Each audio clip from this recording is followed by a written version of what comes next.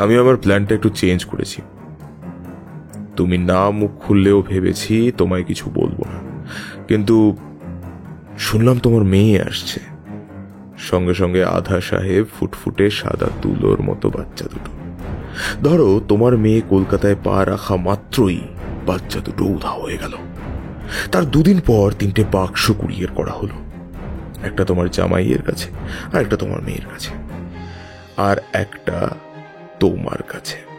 আর সেই বাক্সগুলোর মধ্যে টুকরো টুকরো করে রাখা আছে বাচ্চাগুলোর শরীরের বিভিন্ন অংশ। কি ভালো, তাই না? উধাও হলো, আবার ফেরতও এলো একটু অন্যভাবে। বা তোমার প্রিয় স্টুডেন্ট রণজয় এবং তার সুন্দরী স্ত্রী রাতের খাবার খেতে বসেছে, হঠাৎ তাদের ফ্ল্যাটে একটা বিস্ফোরণ হলো, বুম!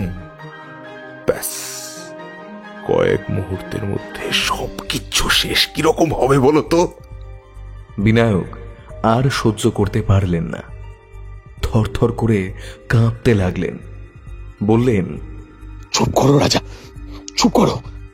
লোকটা একটু শ্লেষের হাসি হেসে বলল, এগুলো শুধুমাত্র একটা পরিকল্পনার পর্যায়ে রয়েছে, এখনো বাস্তবে রূপান্তরিত হয়নি। শুধুমাত্র তোমার একটা সিদ্ধান্ত পরিবর্তনের উপরে পুরোটাই নির্ভর করছে। তবে তুমি নিশ্চয়ই বুঝতেই পারছো, ব্যাপারগুলো বাস্তবে ঘটাতে আমার 1 মিনিটেরও কম সময় লাগবে। শুধু একটা ইশারায় সবকিছু এক নিমেষে পাল্টে যাবে। আশা করি বুঝতে পেরেছ। তাই বলছি, শুধু শুধু নিজের জেদ বজায় রেখে সবার ক্ষতি ডেকে এনো না, সবটা ঠান্ডা মাথায় ভাবো। তোমার একটা সিদ্ধান্তের ভুল কিন্তু পরোক্ষভাবে তোমাকে তিলে তিলে মৃত্যুর দিকে ঠেলে দেবে বিনায়ক। নিজের কাছের মানুষের মৃত্যুর কারণ সারা জীবন নিজের বুকে বয়ে বেড়াতে পারবে তো? শুধু শুধু জেদ করো না। এই জেদের দাম আমার কাছে 1 কানা কুড়িও নয়। চলি, খাবারটা খেয়ে নিও। নমস্কার, আমি এবং গল্প চ্যানেল থেকে সৌভিক। পূর্ববর্তী রণজয় সিরিজের গল্পগুলোতে আপনাদের অফুরান ভালোবাসা পেয়ে আমরা সত্যিই আপ্লুত। তাই আজ আবার আমরা উপস্থিত হয়েছি রণজয়ের আরও একটি রহস্যভেদী গল্প নিয়ে। আমাদের যে সমস্ত শ্রোতা বন্ধুরা রণজয় সিরিজের আগের 3টি গল্প শোনেননি, সেই সমস্ত শ্রোতা বন্ধুদের জন্য রইল একটি আলাদা করে প্লেলিস্টটি আপনি ওপরের আই বাটনে ক্লিক করে পেয়ে যাবেন। তাই এই গল্প শেষে বাকি রণজয় সিরিজের 3টে গল্প শুনতে একদম ভুলবেন না। শ্রোতাদের সুবিধার্থে আজকের গল্পটিকে আমরা 2টি পর্বে বিভক্ত করেছি। আজকের গল্পের সূত্রধার আমি সৌভিক, গল্পের গল্প পাঠে অভিক। ও হ্যাঁ, আরও একটা কথা, গল্পটি ভালো করে অনুভব করার জন্য আপনার হেডফোনটি ব্যবহার করুন। তাহলে আর দেরি না করে শুরু করছি আজকের বিশেষ নিবেদন। লেখিকা শতরূপা শাসমলের কলমে রণজয় সিরিজের 4র্থ গল্প, পাশুপথ রহস্য।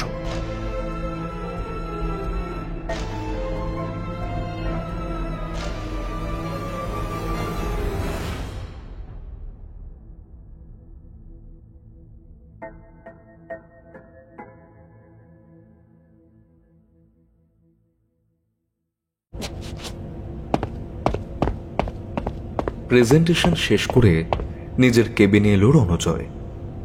গলার টাইটা একটু লুজ করে চেয়ারে বসে পা দুটো সামনের দিকে ছড়িয়ে দিল সে। উফ, শান্তি! এই প্রজেক্টটা নিয়ে কদিন যা খাটনি গেছে, দিনরাত এক হয়ে গেছিল প্রায়। চোখটা বন্ধ করে কয়েক মিনিট একটু রেস্ট নিয়ে নিল সে। কাচের দরজায় নক করার আওয়াজ পেয়ে উঠে দরজা খুলে সে দেখল ক্যান্টিন থেকে রঘুদা এসেছে, হাতে কফির মাগ। ও একটু হেসে কফিটা নিয়ে নিজের চেয়ারে বসে একটা লম্বা চুমুক দিল। আহ, আরাম! রঘুদা সত্যি কফিটা দারুণ বানায়। এখন খুব একটা কাজের চাপ নেই। বস ডাকলে বসের কেবিনে যেতে হবে। নেক্সট যদি কোনো অ্যাসাইনমেন্ট থাকে তাহলে সে ব্যাপারে ডিসকাশন করতে হবে, এই আর কি। রণজয় ল্যাপটপে একটা নিউজ চ্যানেল অন করল।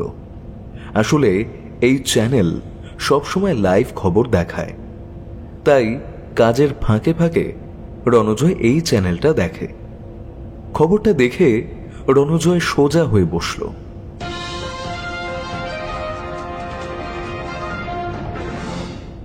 আজ বারাসাতের এক অভিজাত আবাসন থেকে এক অবসরপ্রাপ্ত প্রখ্যাত অধ্যাপক বিনায়ক সেনের অন্তর্ধানের খোঁজ পাওয়া গেছে। সূত্রে জানা যাচ্ছে এই বিপত্নিক অধ্যাপক ফ্ল্যাটে একাই থাকতেন। স্থানীয় এক মহিলা রান্নাবান্না করে দিয়ে যেতেন। আজকে রান্না করতে এসে দরজা খোলা দেখতে পায়, ভেতরে জিনিসপত্র অগোছালো হয়ে রয়েছে। বিনায়ক বাবু কোথাও নেই। আবাসনের সেক্রেটারিকে সব ব্যাপারটা জানালে তিনিই পুলিশকে খবর দেন। রণজয়ের ভেতরে একটা অস্থিরতা শুরু হয়ে গেল। বাকি নিউজটা সে না শুনে দ্রুত বিনায়ক স্যারের ফোন নম্বরটা ডায়াল করতে লাগলো। ফোনটা নট রিচেবল। এই তো মাসখানেক হলো সেবারে সে যখন মিশর থেকে ফিরে এলো, তখনই তো স্যার ফোন করেছিলেন। বললেন তিনি নাকি মহাভারতে লুকোনো কিছু ব্যাপার জানতে পেরেছেন। খুব তাড়াতাড়ি তাকে পুরো ব্যাপারটা জানাবেন। হয়তো কিছুদিন পর তাকে কোথাও একটা যেতে হবে, সঙ্গে রণজয়কেও হয়তো যেতে হবে। তারপর তো আর কোনো খবর দেননি তিনি।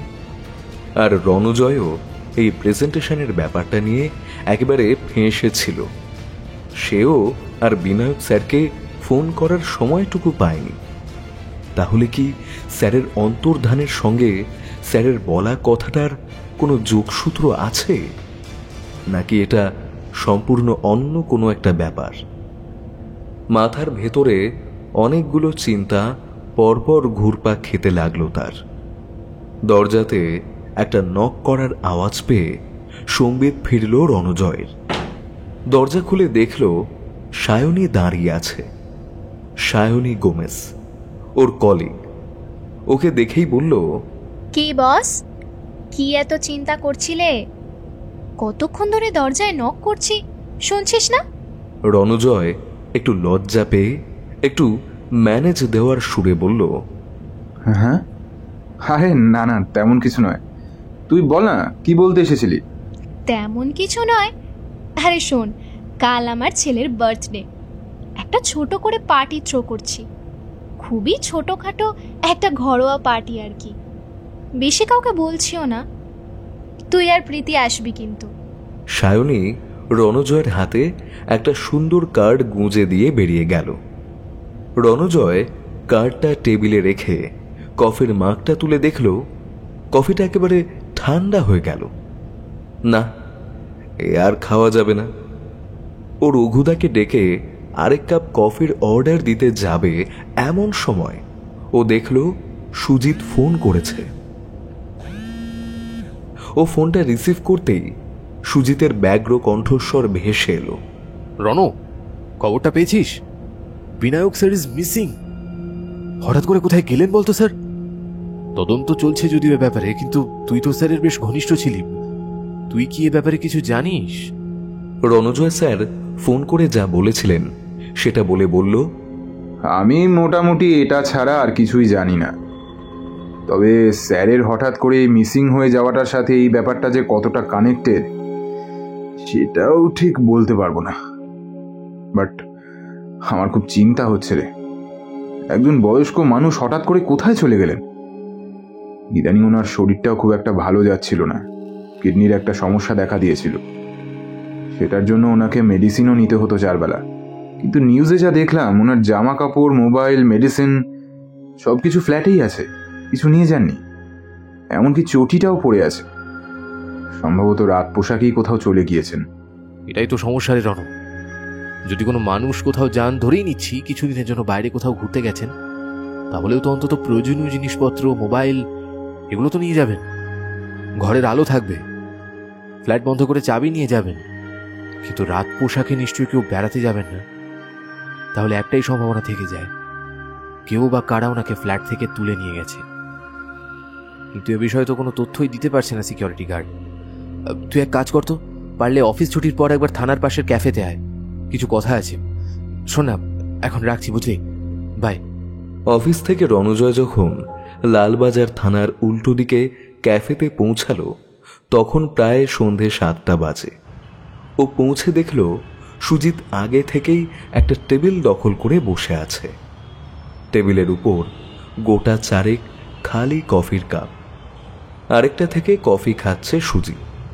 তার মানে ওর অপেক্ষায় বসে বসে প্রায় 1 লিটার কফি খেয়ে নিয়েছে সুজিত। ওকে দেখে আরেকটা কফির অর্ডার দিয়ে বলল, বস রণ।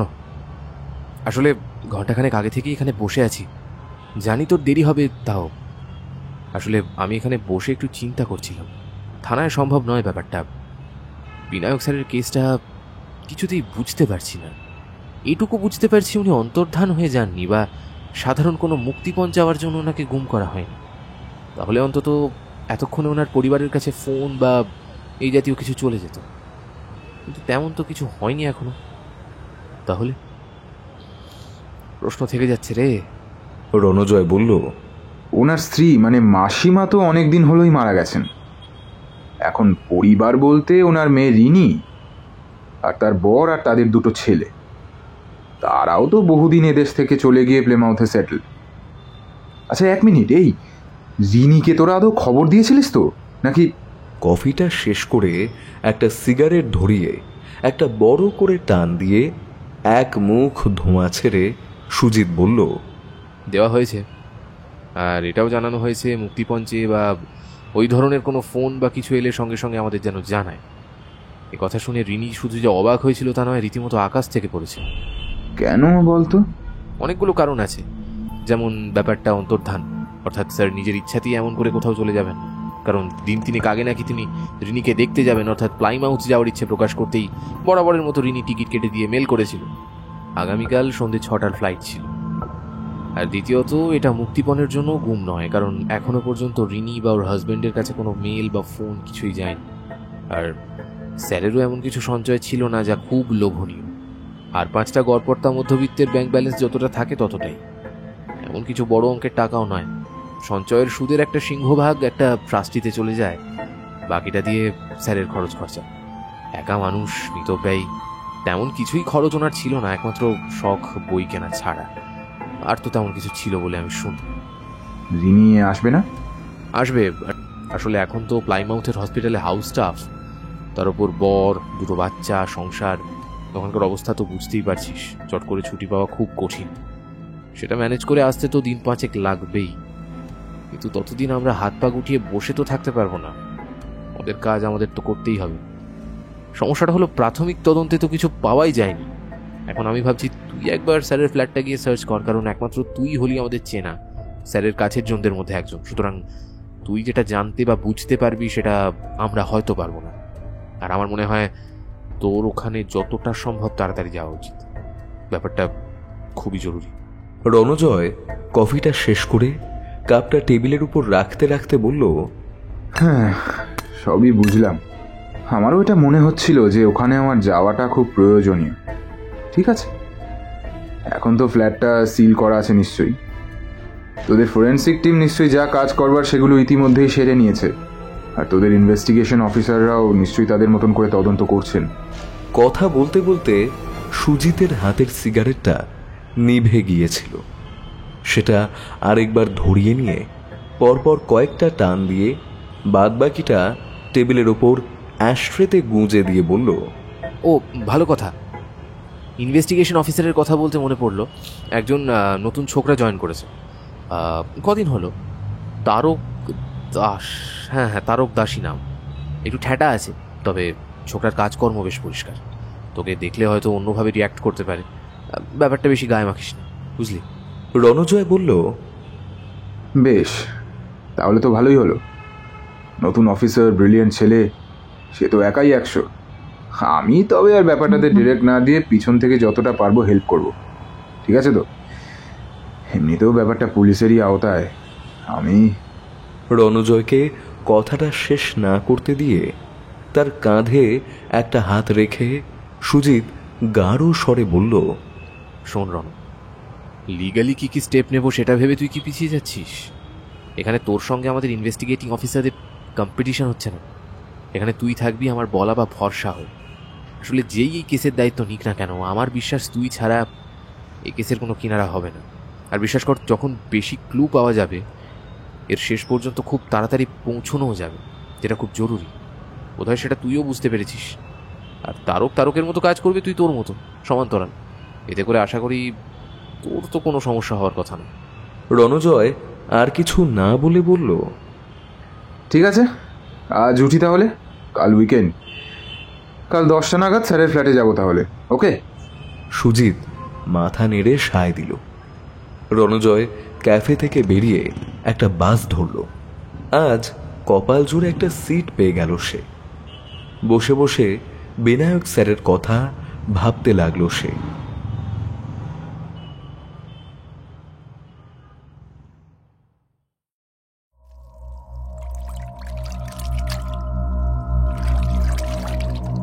চোখ খোলো বিনায়ক, আর কত ঘুমোবে? চোখে মুখে একটা ঠান্ডা জলের ঝাপটায় ধর্মর করে বিছানায় উঠে বসলেন বিনায়ক স্যার। এটা কোথায়? এটা তো তার ফ্ল্যাট নয়। কটা বাজে? কতক্ষণ ঘুমিয়ে আছেন তিনি? চশমাটা কোথায়? চশমা ছাড়া তো তিনি প্রায় দেখতে পান না বললেই চলে। চোখে জলের ঝাপটাই বা মারল কে? একটা হাসির শব্দ ভেসে গেল বিনায়কের কানে।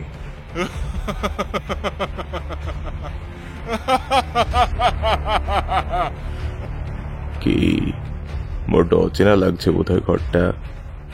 তোমায় ব্যাপারটা পরিষ্কার করে দিই বিনায়ক, এটা তোমার ফ্ল্যাট নয়, এটা আমার ডেরা। তুমি এখন আমার জিম্মায় আছো। শোনো, আমি তোমার কোনো ক্ষতি করতে চাই না। কদিন খাবে দাবে বিশ্রাম করবে, শুধু আমি যেটা চাই সেটা দিয়ে দাও। অক্ষত অবস্থায় তোমায় বাড়ি পৌঁছে দেওয়ার দায়িত্ব আমার। বিনায়ক বললেন, সে জিনিসের খোঁজ তুমি কোনোদিনও পাবে না। কোনোদিনও আমি তোমায় বলবো না সেটা কোথায়। তোমার উদ্দেশ্য যে সৎ নয় তা আমি পরিষ্কার বুঝতে পারছি। আমি তোমাকে। কথাটা শেষ করতে পারলেন না বিনায়ক।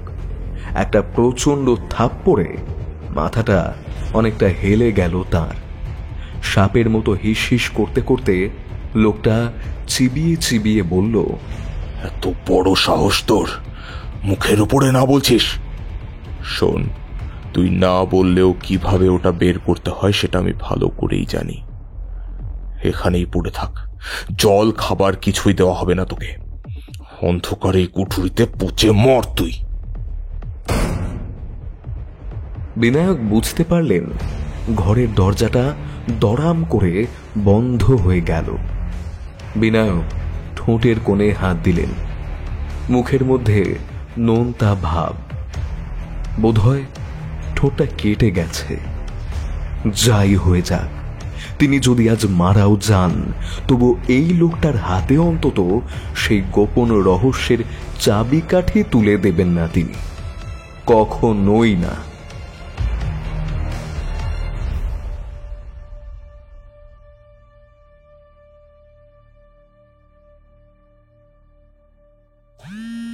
টেবিলে রাখা সেলফোনটা বেজে উঠতেই রণজয়ের চমক ভাঙল। সুজিত ফোন করেছে। ফোনটা রিসিভ করতেই সুজিত বলল, মিনিট 10 মধ্যে তো ফ্ল্যাটে ঢুকবো। ফোন করলে তুই নিচে রেডি হয়ে আসবি। এখন রাখলাম। রণজয় ফোনটা রেখে জিন্সের ওপরে একটা টি শার্ট গলিয়ে চুলে ব্রাশ বোলাচ্ছে। এমন সময় প্রীতি এসে বলল, কি গো, কোথাও বেরোচ্ছ নাকি? হ্যাঁ, ওই সুজিতের সঙ্গে একটু বেরোবো। আসতে একটু দেরি হবে হয়তো, তুমি খেয়ে নিও। আচ্ছা, বিনায়ক স্যারের কোনো খোঁজ পাওয়া গেল? রণজয় মোবাইলটা নিতে নিতে বলল, হ্যাঁ, না এখনো না, তবে চেষ্টা চলছে যাতে খুব তাড়াতাড়ি স্যারকে খোঁজা যায়। সব রকম করেই চেষ্টা চালানো হচ্ছে। ইনফ্যাক্ট একজন নতুন অফিসার এসেছেন কেসটা ইনভেস্টিগেট করতে। দেখা যাক কি হয়। নিচে সুজিতের গাড়ির হর্ন শোনা গেল। ব্যালকনিতে গিয়ে প্রীতি মুখটা নামিয়ে বলল, আসছে, একটু ওয়েট কর সুজিত। রণজয় ততক্ষণে রেডি হয়ে বেরোতে বেরোতে বলল, দরজাটা বন্ধ করে দাও প্রীতি, আসছি। রণজয় গাড়িতে উঠে সুজিতের পাশে বসতেই দেখল পেছনে একজন অফিসার বসে। ও ফর্মালিটি করার জন্য বলল, নমস্কার, আমি রণজয় সেন, সুজিতের বন্ধু। প্রত্যুত্তরে অফিসার বললেন, রণজয় সেন? ও মানে ওই শখের গোয়েন্দা।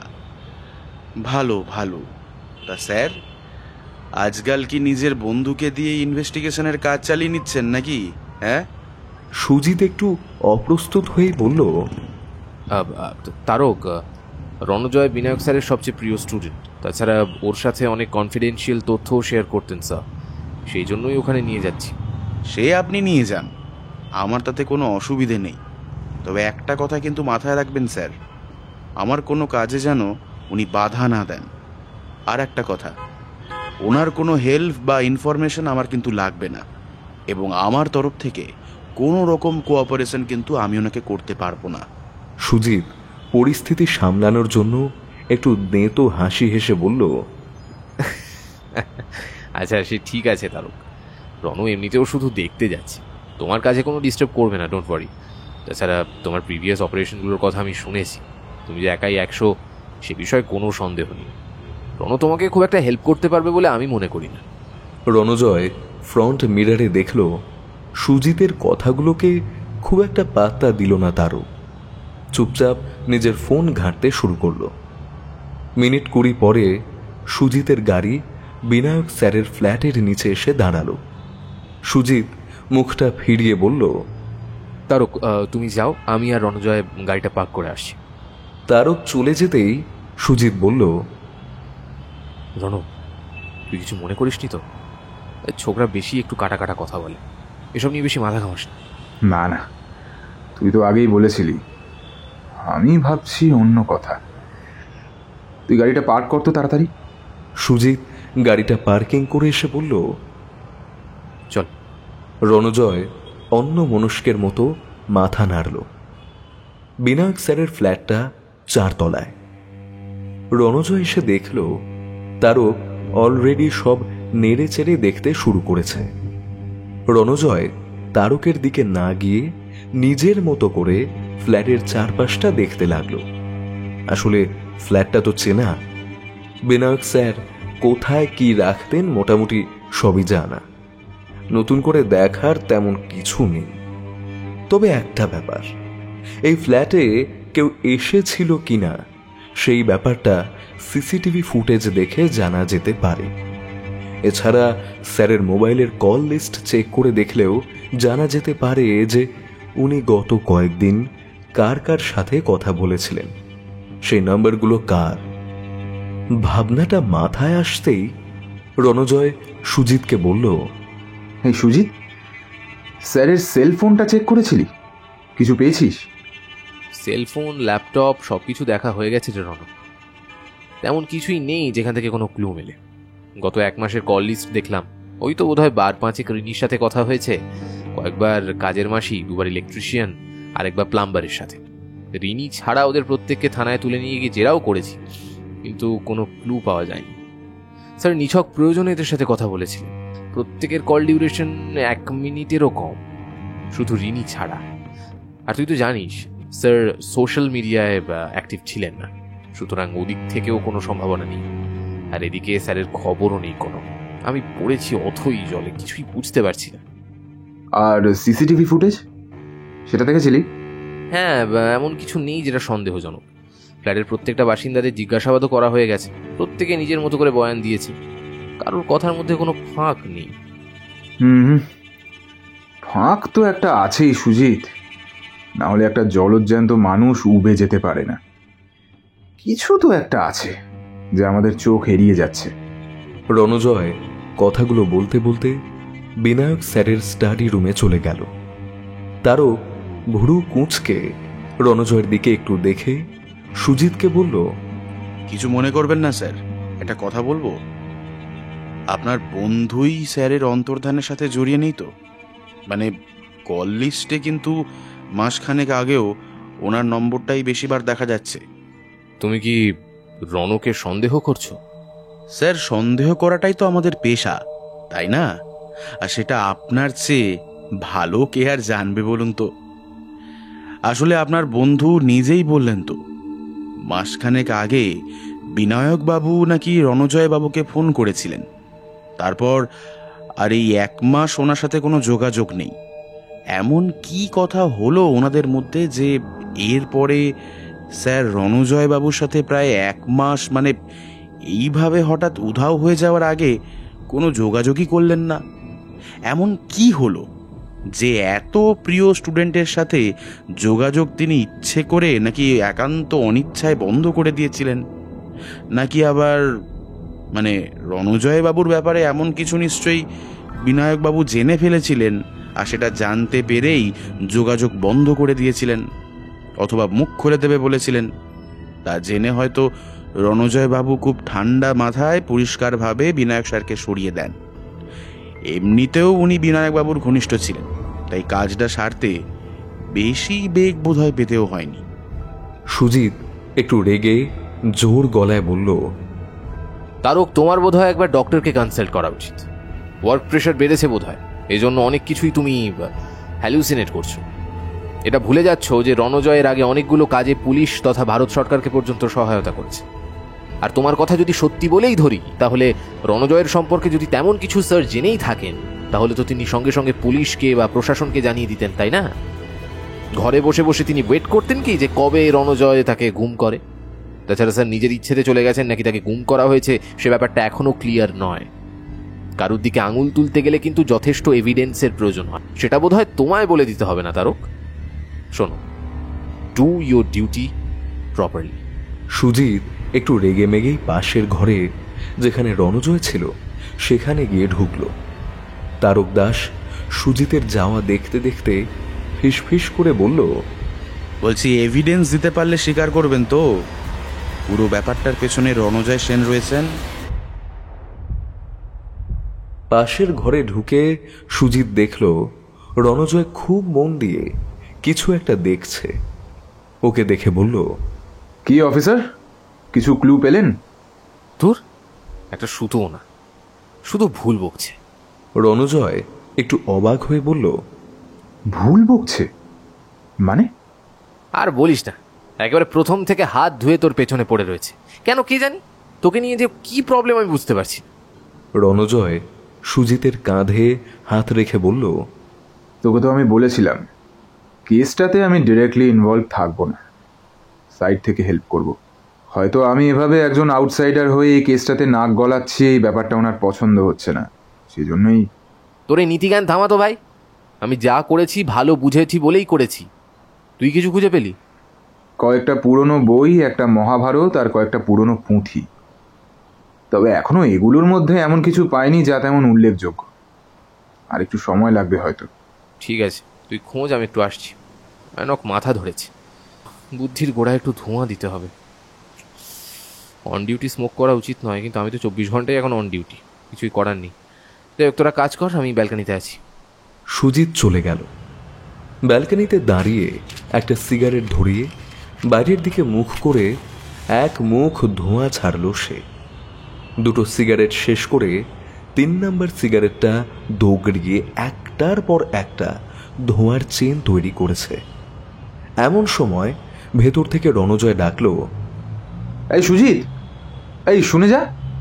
রণজয়ের গলা পেয়ে সিগারেটটা নিভিয়ে ব্যালকনিতে রাখা ডাস্টবিনে ফেলে দিয়ে তাড়াতাড়ি ভেতরের ঘরের দিকে ছুটল সে। ঘরের ভেতরে ঢুকে দেখল রণজয় হাতে একটা ফাইল নিয়ে দাঁড়িয়ে আছে। পাশের ঘর থেকে তারকও গিয়ে মুখে প্রশ্ন চিহ্ন এঁকে দাঁড়ালো। সুজিতের হাতে রণজয় ফাইলটা দিতে সুজিত সেটা উল্টে দেখে অবাক হয়ে গিয়ে বলল, এটা কি?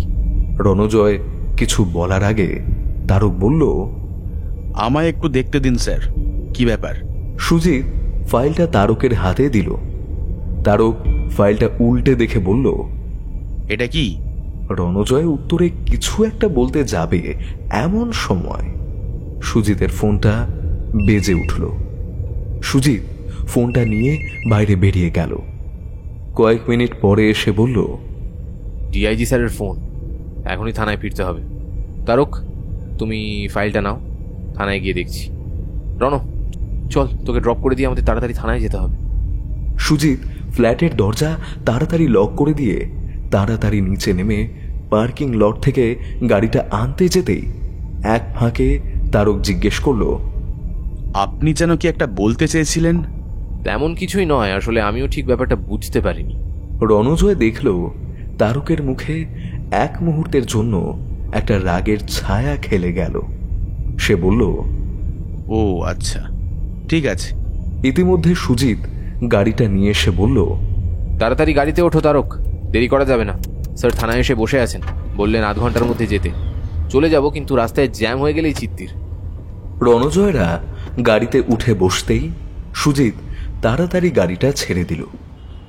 ফ্রন্ট ভিউ মিররে রণজয় দেখল পেছন থেকে তারক তার দিকে জ্বলন্ত চোখে তাকিয়ে আছে।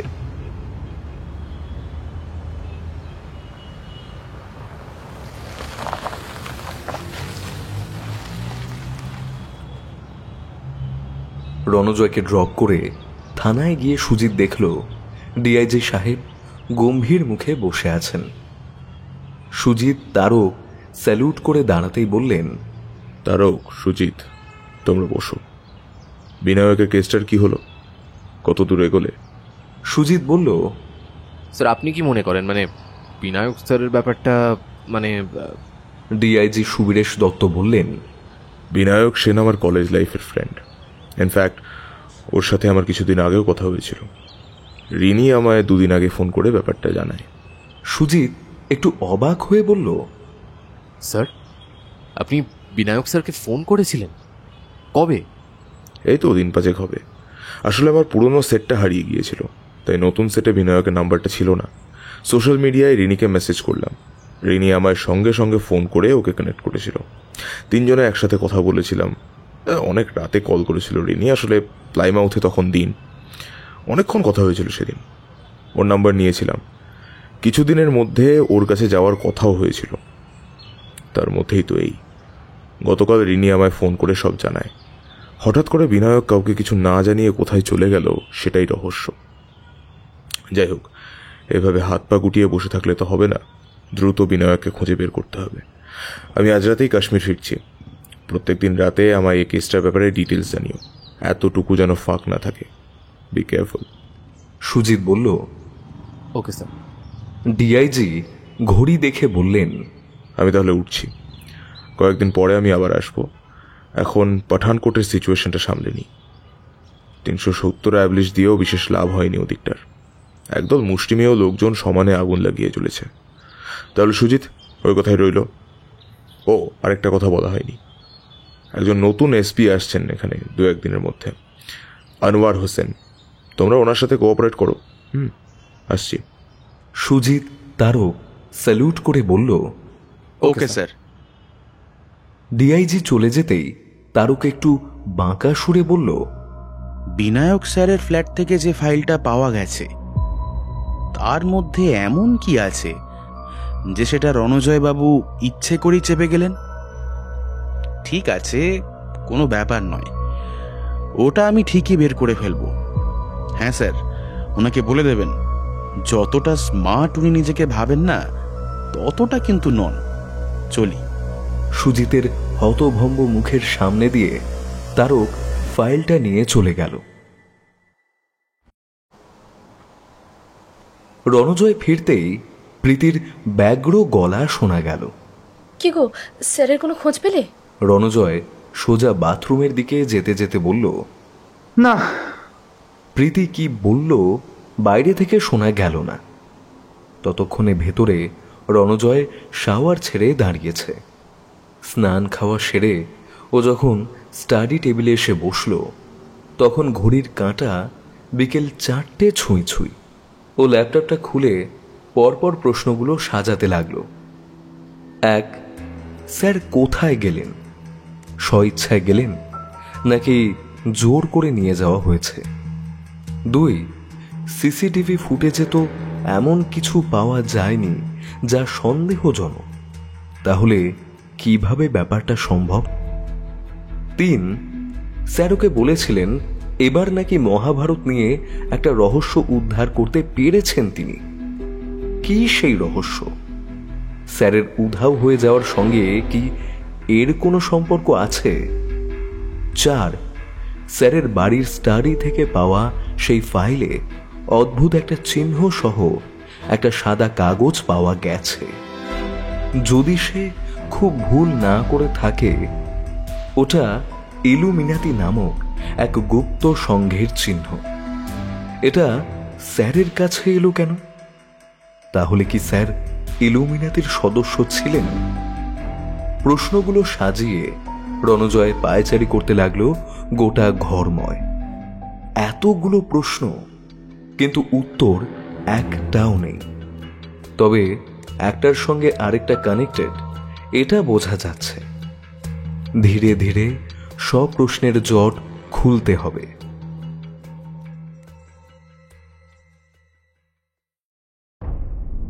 বিনায়ক অতি কষ্টে চোখ মেলে চাইলেন। বোধহয় 24 ঘন্টার বেশি হয়ে গেল তাকে শুধু জল ছাড়া আর কিছু দেওয়া হয়নি। খিদে তেষ্টায় শরীর অবসন্ন। তাহলে কি এভাবেই তাকে মেরে ফেলবে এরা? যাই হয়ে যাক, তিনি মুখ খুলবেন না, বলবেন না কোথায় রেখেছেন সেই জিনিস। একটা বিকট শব্দ করে দরজাটা খুলে গেল। একজোড়া ভারী বুটের শব্দ পাওয়া গেল। বিনায়ক বুঝতে পারলেন আবার সে আসছে। এবারে হয়তো একটা ডিশ তার দিকে প্রায় ছুড়ে দিল লোকটা। তারপর গলায় মধু ঢেলে বলল, খাবারটা খেয়ে নাও বিনায়ক, একটু পরে একজন লোক আসবে, তাকে তুমি কি কি মেডিসিন খাও সেটা বলে দেবে, আর চশমার পাওয়ারটাও বলবে। হ্যাঁ, নতুন চশমা একটা তৈরি করিয়ে আনবে। নাও, খেয়ে নাও। বিনায়ক চুপচাপ যেমন বসেছিলেন তেমনই বসে রইলেন। একটাও কথা বললেন না বা নিজের জায়গা থেকে নড়লেন না। সঙ্গে সঙ্গে লোকটা বলে উঠল, আমি আমার প্ল্যানটা একটু চেঞ্জ করেছি। তুমি না মুখ খুললেও ভেবেছি তোমায় কিছু বলবো না, কিন্তু শুনলাম তোমার মেয়ে আসছে, সঙ্গে সঙ্গে আধা সাহেব ফুটফুটে সাদা তুলোর মতো বাচ্চা দুটো। ধরো তোমার মেয়ে কলকাতায় পা রাখা মাত্রই বাচ্চা দুটো উধাও হয়ে গেল। তার 2 দিন পর 3টে বাক্স কুরিয়ার করা হলো, একটা তোমার জামাইয়ের কাছে, আর একটা তোমার মেয়ের কাছে, আর একটা তোমার কাছে। আর সেই বাক্সগুলোর মধ্যে টুকরো টুকরো করে রাখা আছে বাচ্চাগুলোর শরীরের বিভিন্ন অংশ। কি ভালো, তাই না? উধাও হলো, আবার ফেরতও এলো, একটু অন্যভাবে। বা তোমার প্রিয় স্টুডেন্ট রণজয় এবং তার সুন্দরী স্ত্রী রাতের খাবার খেতে বসেছে, হঠাৎ তাদের ফ্ল্যাটে একটা বিস্ফোরণ হলো, বুম! ব্যাস, কয়েক মুহূর্তের মধ্যে সবকিছু শেষ। কিরকম হবে বলো তো? বিনায়ক আর সহ্য করতে পারলেন না। থরথর করে কাঁপতে লাগলেন। বললেন, চুপ করো রাজা, চুপ করো। লোকটা একটু শ্লেষের হাসি হেসে বলল, এগুলো শুধুমাত্র একটা পরিকল্পনার পর্যায়ে রয়েছে, এখনো বাস্তবে রূপান্তরিত হয়নি। শুধুমাত্র তোমার একটা সিদ্ধান্ত পরিবর্তনের উপরে পুরোটাই নির্ভর করছে। তবে তুমি নিশ্চয়ই বুঝতেই পারছো ব্যাপারগুলো বাস্তবে ঘটাতে আমার 1 মিনিটেরও কম সময় লাগবে। শুধু একটা ইশারায় সবকিছু এক নিমেষে পাল্টে যাবে। আশা করি বুঝতে পেরেছ। তাই বলছি, শুধু শুধু নিজের জেদ বজায় রেখে সবার ক্ষতি ডেকে এনো না। সবটা ঠান্ডা মাথায় ভাবো। তোমার একটা সিদ্ধান্তের ভুল কিন্তু পরোক্ষভাবে তোমাকে তিলে তিলে মৃত্যুর দিকে ঠেলে দেবে বিনায়ক।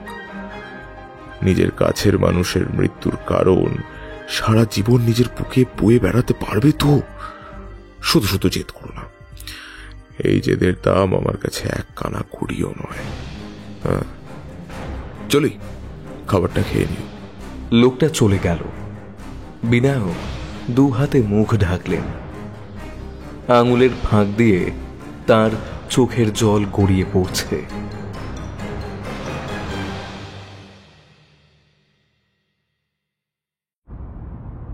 সেদিন থানা থেকে ফিরে সুজিত স্নান টান সেরে ব্যালকনিতে এসে দাঁড়িয়ে একটা সিগারেট ধরিয়ে দাঁড়িয়ে দাঁড়িয়ে পুরো ব্যাপারটা তলিয়ে ভাবছিল। বিনায়ক স্যার কোথায় গেলেন এটা একটা বিরাট প্রশ্ন। স্বেচ্ছায় যাননি বলেই মনে হচ্ছে, কিন্তু এই পুরো ব্যাপারটা খুব ধোঁয়া ধোঁয়া হয়ে আছে। প্রায় 72 ঘন্টার বেশি হয়ে গেল স্যারের কোনো ট্রেস পাওয়া যাচ্ছে না। কি যে হচ্ছে! হঠাৎ পকেটে রাখা ফোনটা বেজে উঠল। পকেট থেকে ফোনটা বের করে সুজিত দেখল রণজয় ফোন করেছে। ফোনটা রিসিভ করতেই রণজয়ের ব্যগ্র গলা ভেসে এলো। হ্যালো সুজিত, বলছিলাম যে মঞ্জুশ্রী মানে স্যারের ফ্ল্যাটের সিসিটিভি ফুটেজ চেক করেছিলি তোরা, তাই না? হ্যাঁ, সে তো করেছিলাম। শোন, একবার স্যারের অ্যাপার্টমেন্টে যেতে হবে, খুব জরুরি। আমি ওলা ধরে চলে যাচ্ছি, তুইও আয়।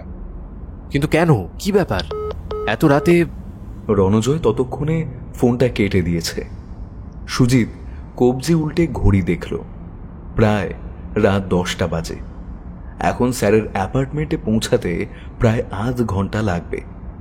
যদিও রাতে রাস্তায় জ্যাম থাকবে না, পৌঁছাতে খুব একটা অসুবিধা হবে না। তাও রণজয়ের এখানে আসতে কতটা সময় লাগে?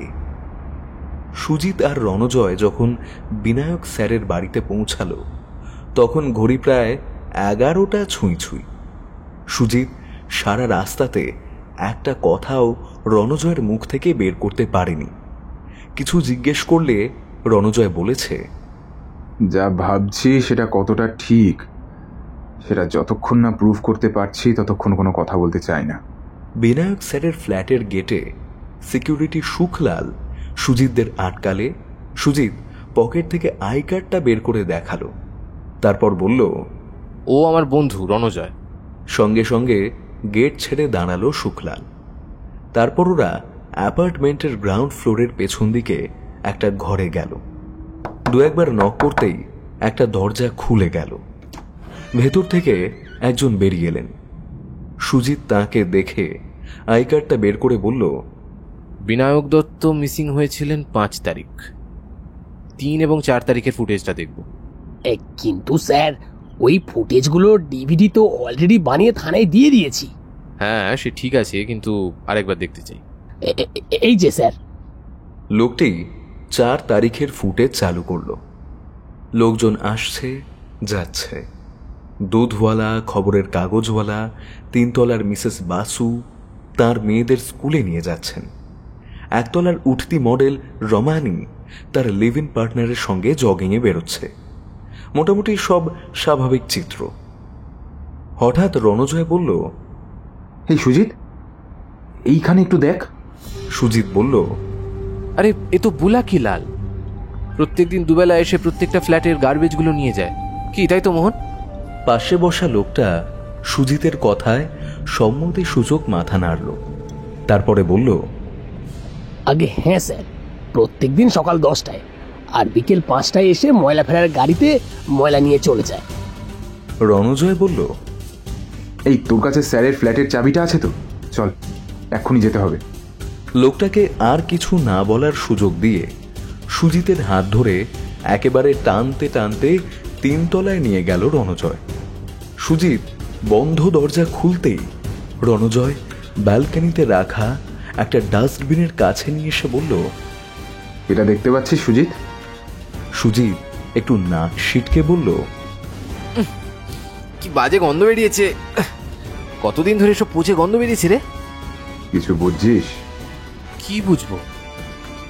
ও রণ, একদম ব্যাপারটা মাথা থেকে বেরিয়ে গেছে। ঘরটা তো বন্ধ আছে আজ থেকে 3 দিন হতে চললো। সেদিন যদি বুলাকিলাল ময়লা নিয়ে গিয়েই থাকে তাহলে তো এই বাস্কেটটাতে ময়লা থাকার কথাই নয়। বুলাকিলাল এলো, প্রত্যেকটা ফ্যামিলির কাছ থেকে ময়লা নিল, তারপর 3 তলায় স্যারের অ্যাপার্টমেন্টে এসে স্যারকে সেন্সলেস করে নিয়ে চলে গেল। এমনিতেও ওদের কাছে বড় বড় সব প্লাস্টিক থাকে। এটা শক্তপোক্ত প্লাস্টিকের তৈরি ছিল, আর একজন 5 ফুটের রোগা পাতলা মানুষকে নিয়ে যেতে খুব একটা বেগ পেতে হয়নি বুলাকিলালের। ব্যাপারটা পরিষ্কার হলো না রে রণ। এত বড় কাজটা হয়ে গেল আর কেউ কিছু বুঝতে পারলো না। বুঝতে পারেনি তার কারণটা আমি তোকে বলছি।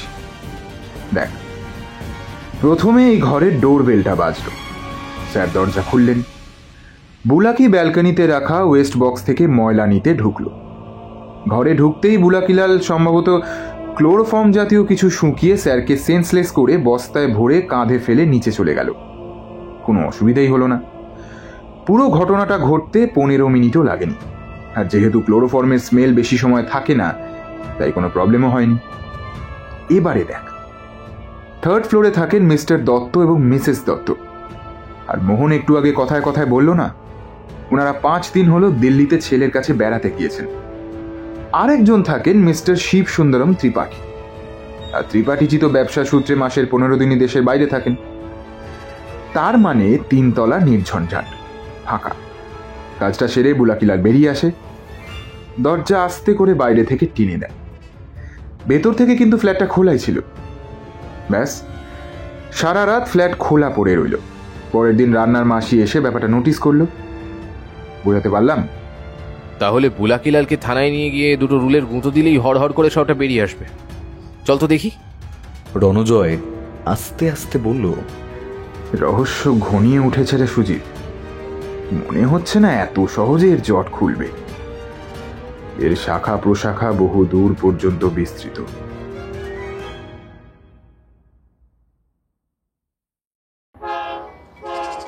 পরদিন সকালে সোনারপুরের রেললাইনের কাছে ঝুপড়িটাতে সুজিত গেল বুলাকি লালের খোঁজে। এদিক ওদিক খুঁজে বারবার ডেকেও কাউকে দেখতে না পেয়ে সুজিত ফিরে এসে বস্তির মোড়ের একটা চায়ের দোকানে জিজ্ঞেস করলো, আচ্ছা, এখানে বুলাকিলাল থাকে তো? কোথায় গেছে বলতে পারবে? কেউ নেই ঝুপড়ির মধ্যে, দেখে এলাম। দোকানদার দ্রুত হাতে খদ্দের সামলাতে সামলাতে বলল, বুলাকি আজ 3-4 হলো বাড়ি ফেরেনি। ও তো কেষ্টপুরে যায়, ময়লা গাড়ি নিয়ে সারাদিন ঘোরে। রাত 9টা-10টা নাগাদ ট্রেন ধরে এখানে ফিরে আসে। তবে আজ ওই 3-4 দিন হলো ও আর ফেরেনি। সুজিত বলল, তুমি কি করে জানলে যে ও 3-4 দিন ধরে ফিরে আসেনি? স্যার, আমার এই চা খাবারের দোকানে দুপুরের ভাত এবং রাতে রুটি পাওয়া যায়। মানে এটা হোটেল নয়, কয়েকজন বাধা ধরা লোকের জন্যই আমার বউ রান্না করে দেয়। বুলাকি আমার ধরা বাঁধা খদ্দের আছে, কাজ থেকে ফিরে আমার দোকানে রুটি তরকা খেয়ে তারপর নিজের বাসায় যায়।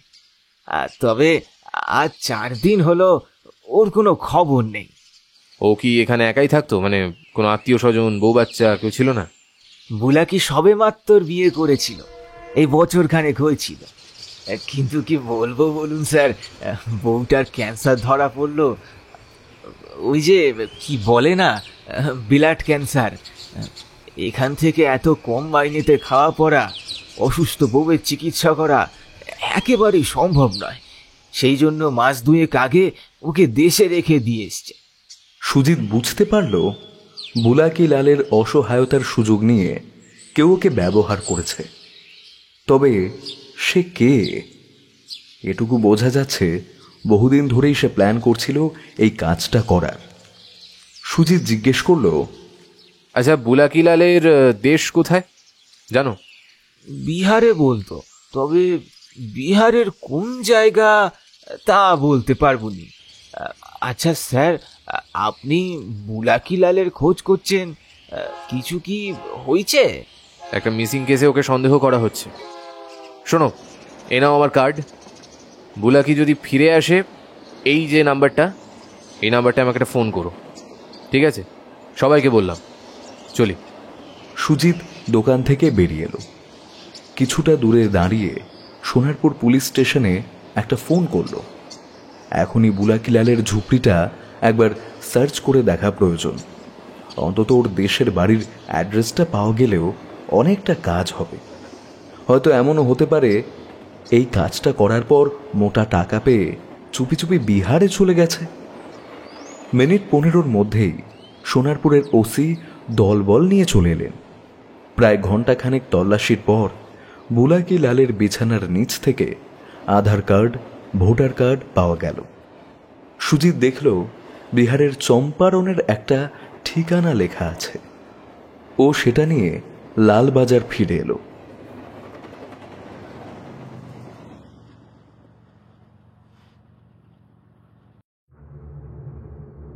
শারীরিক কষ্টটা দিন দিন বাড়ছে বিনায়কের। তিনি বুঝতে পারছেন এই কষ্ট পেতে পেতে তিনি একদিন মারা যাবেন। তবে তাকে মারলে এখানে তুলে আনার উদ্দেশ্য এদের সফল হবে না। সেই হারানো মহামূল্যবান বস্তু কেউ কোনোদিনই আর হাতে পাবে না। চোখের ওপর হাত চাপা দিয়ে তিনি পাশ ফিরে শুলেন। যে ঘটনার সঙ্গে আজকের এই পরিস্থিতি, সেই ঘটনার শুরু মাস 4 আগে। তিনি একজন অবসরপ্রাপ্ত ইতিহাসের অধ্যাপক। মিথোলজির সঙ্গে ইতিহাসের যে একটা সম্পর্ক রয়েছে সেটা অস্বীকার করা যায় না। মিথোলজির সঙ্গে ইতিহাসের কিভাবে মেলবন্ধন হয়েছে সেই ধরনের কিছু বই খুঁজতে কলেজ স্ট্রিট গিয়েছিলেন। সেখান থেকে কয়েকটা বই কিনে ফিরে এসেছেন। এমন সময় ফুটপাথের ওপর অনেকগুলো পুরনো হলদেটে হয়ে যাওয়া বই দেখে উৎসাহী হয়ে নিচু হয়ে ঝুঁকে বইগুলো দেখে আশ্চর্য হয়ে গিয়েছিলেন তিনি। দেবনাগরী হরফে লেখা কোনো এক পুঁথির অংশ। পরপর 5টা খণ্ড রয়েছে বইটার। একটু মন দিয়ে দেখে তিনি বুঝতে পারলেন বইটা আসলে মহাভারতের গুপ্ত কিছু একটা রহস্য নিয়ে লেখা। লেখক হলেন কোনো এক আচার্য পঞ্চানন ন্যায়রত্ন। এমনভাবে এই প্রাচীন পুঁথিগুলো পাওয়া কাকতালীয় হলেও আখেরে তার লাভই হল। বইকটার দাম জিজ্ঞেস করতেই আরও এক বিস্ময়। দোকানদার বললেন, সব বইগুলো মিলিয়ে 100 টাকা দিন। হলদে পুরনো হয়ে যাওয়া বই, এগুলোর অবস্থাও বেশ খারাপ। ফজলকে এত করে বলি পুরনো বই মানে ওই হলদে হয়ে যাওয়া ঝরঝরে বই নয়, ওগুলো আনবি না, ওগুলো ডাস্টবিনে ফেলে আসবি। কে কার কথা শুনে? বিনায়ক বুঝতে পেরেছিলেন ফজল নামের কোনো ফেরিওয়ালা এই হদ্দ পুরনো বইগুলো বই দোকানদারকে গোছিয়ে দিয়ে গেছে। সেই জন্য দোকানদার মোটেই তার উপর খুশি নন। এগুলো যে আদৌ বিক্রি হবে সে আশা তিনি করেননি। দোকানদারকে হতাশ না করে প্রয়োজনের তুলনায় একটু বেশি টাকা দিয়ে দোকানদারের হতভম্ব মুখের সামনে দিয়ে চলে এসেছিলেন তিনি। দোকানদার সেদিন বুঝতেও পারেননি অজান্তে কি মূল্যবান সম্পদ তুলে দিয়েছেন বিনায়কের হাতে। বাড়িতে বইগুলো নিয়ে গিয়ে সাবধানে খুলে দেখেছিলেন বিনায়ক। সত্যি সত্যি বইগুলো অনেক অনেক পুরনো। কিছু কিছু পৃষ্ঠার অবস্থা খুবই খারাপ, এত খারাপ যে অত্যন্ত সাবধানতা অবলম্বন করে সেগুলোর পাতা উল্টাতে হচ্ছে, নয়তো ঝুরঝুর করে ভেঙে পড়তে পারে। 1 সপ্তাহের মধ্যে বইটার 5টা খণ্ড শেষ করার পরে তিনি বুঝতে পেরেছিলেন এক অদ্ভুত অস্ত্রের ব্যাপারে এই 5টা বইতে লেখা আছে। কিন্তু রহস্যটা অন্য জায়গায় ছিল। তিনি পরে বুঝতে পেরেছিলেন আসলে ওই 5টা বই একটা বইয়ের অংশ। শুধুমাত্র লুকিয়ে রাখার জন্যই হোক বা অন্য কোনো উদ্দেশ্যে বইগুলো মূল বইটা থেকে আলাদা করা হয়েছে। বইটাতে লেখা আছে অর্জুনের ব্রহ্মশির পাশুপত অস্ত্র লাভের কথা। অর্জুন একবার এক বনে তপস্যা করছিলেন। সেই সময় দুর্যোধন অর্জুনকে মেরে ফেলার জন্য মুকাসুর নামে একজন অসুর পাঠিয়েছিলেন। মুকাসুর এক বন্য বরাহের রূপে অর্জুনের দিকে এগিয়ে আসতেই অর্জুন মুকাসুরকে শরবিদ্ধ করেন। এদিকে দেবাদিদেব মহাদেব, তিনি একজন শিকারীর বেশে বরাহ বেশি মুকাসুরকে তীর বিদ্ধ করে দাবি করতে থাকেন যে সেই বরাহ তাঁর। অর্জুনের সাথে যুদ্ধ শুরু হয়। যুদ্ধে মহাদেব সন্তুষ্ট হন এবং অর্জুনকে বর চাইতে বলেন। অর্জুন তার কাছে পাশুপত অস্ত্র চান। মহাদেব তাকে পাশুপত অস্ত্র দিয়ে তার ব্যবহার বিধি শিখিয়ে দিয়ে বলেন এই অস্ত্র মাত্র একবারই ব্যবহার করতে পারবেন তিনি, তারপরে আর ব্যবহার করা যাবে না। কুরুক্ষেত্রের যুদ্ধ শেষ হলেই একে লুকিয়ে ফেলতে হবে মনুষ্য চোখের আড়ালে। অর্জুন সম্মত হলেন। তারপরে কুরুক্ষেত্রের যুদ্ধ শেষ হল। মহাদেবের কথা মতো অর্জুন পাশুপত অস্ত্র এক গোপন জায়গায় লুকিয়ে রাখলেন। সেই দিব্যাস্ত্রের সন্ধান এক গোপন পদ্ধতিতে সযত্নে গচ্ছিত রইল। এই পর্যন্ত বইটাতে লেখা। তারপরেই প্রত্যেকটা বইয়ের শেষে অদ্ভুত কিছু নকশা করা রয়েছে। হঠাৎ দেখলে আলপনা দেওয়া রয়েছে মনে হবে। এটুকু বিনায়ক বুঝতে পেরেছিলেন, আলপনার মতো নকশা করা থাকলেও ব্যাপারটা আলপনা নয়, এগুলোর মধ্যেই সেই অদ্ভুত দিব্যাস্ত্রর সন্ধান লুকিয়ে আছে। তারপরের 1 সপ্তাহ কেটে গিয়েছিল। বিনায়ক কোনো রকম কিছুই বুঝতে পারেননি। তারপর একদিন একটা শব্দ করে তার ঘরের দরজাটা খুলে গেল। চোখ থেকে হাত সরিয়ে তিনি দেখতে পেলেন কিছু গরম জামা কাপড়ের একটা বান্ডিল নিয়ে ঘরে ঢুকছে একজন লোক। ঘরে ঢুকে ভাঙা ভাঙা হিন্দিতে বলল, এগুলো आपके लिए, आप की मेडिसिन खान, वो इस कागज में लिख दीजिए। লোকটা তার পকেট থেকে একটা সাদা কাগজ আর পেন বাড়িয়ে ধরল। বিনায়ক কিছু বলতে গিয়েও বললেন না। এদের সাথে অন্তত আর যাই হোক, তর্কে গিয়ে লাভ নেই, বরং যা বলছে বুদ্ধিমানের মতো চুপচাপ মেনে নেওয়াই ভালো। তিনি লোকটার বাড়িয়ে দেওয়া কাগজে ওষুধগুলোর নাম লিখে কাগজটা তাকে ফিরিয়ে দিলেন। পাশে পড়ে থাকা ঠান্ডা হয়ে যাওয়া প্রায় অখাদ্য রুটি তরকারিটা অনিচ্ছা সত্ত্বেও একটু একটু করে পুরোটা শেষ করলেন। বাথরুম থেকে হাত মুখ ধুয়ে আসার পর বুঝতে পারলেন বেশ একটু ঠান্ডা ঠান্ডা লাগছে। পাশে পড়ে থাকা গরম জামা কাপড়ের বান্ডিল খুলে সেগুলো গায়ে পরে নিলেন। এরা একটা কম্বলও দিয়েছে, সম্ভবত ঠান্ডা পড়া শুরু হয়েছে। ঘরের ভেতরে থাকার কারণেই হোক, কিংবা এতদিন এসব কথা না মনে পড়ার কারণেই হোক, এই কদিন শীত ভাবটা ঠিক করে বুঝতে পারেননি বিনায়ক। শীত শীত ভাবটা এখন মনে হচ্ছে। বিনায়ক কম্বল মুড়ি দিয়ে শুয়ে পড়লেন। কিছুক্ষণ পরে দরজাটা আবার খুলে গেল। সেই লোকটা আবার এসেছে। বিনায়ক এবারে উঠে দাঁড়ালেন। লোকটা ওষুধ দিতে আসা এবং যাওয়ার সময়টুকুতে বাইরের দৃশ্যটা এক ঝলক চোখে পড়ল। যতটা মনে হচ্ছে একটা কাঠের সিঁড়ি নেমে গেছে। পাহাড়ি এলাকায় বাড়িগুলো যেমন হয়, কিছুটা উঁচুতে সিঁড়ি দিয়ে উঠে কাঠের বাড়ি, তেমনই। বিনায়ক তখনই বুঝতে পারলেন সম্ভবত এটা কোনো পাহাড়ি অঞ্চল। এখানে তাকে আটকে রেখেছে এরা। বিনায়কের মাথায় একটা বুদ্ধি খেলে গেল। তিনি কিছুক্ষণ ভেবে নিয়ে উঠে বসলেন। মুখে ফুটে উঠল মৃদু হাসি। ঘন্টা 3 পরে তাকে রাতের খাবার দিতে এলো দুপুরের সেই লোকটা। বিনায়ক হিন্দিতে তার কাছ থেকে একটা কাগজ কলম চাইলেন। লোকটা ভাবলেশহীন মুখে পকেট থেকে কাগজ আর একটা পেন বের করে দিল। বিনায়ক খসখস করে কিছু লিখে বললেন ওদের বসের হাতে দিতে। যদিও এদের বস তাঁরও বন্ধু, তাও এখন বন্ধুর চেয়ে শয়তানি মুখোশ পরা এক বিশ্বাসঘাতকের পরিচয়টাই বেশি জোরদার। দিন 2 পরের কথা। সেদিন দুপুরে ঘরের দরজা খুলে ঘরে ঢুকলো সেই লোকটা। সঙ্গে সঙ্গে ক্লান্ত দৃঢ় গলায় বিনায়ক বললেন, এসো রাজা, তুমি কিছু বলার আগে আমি বলি, আমি আমার মতো পাল্টেছি।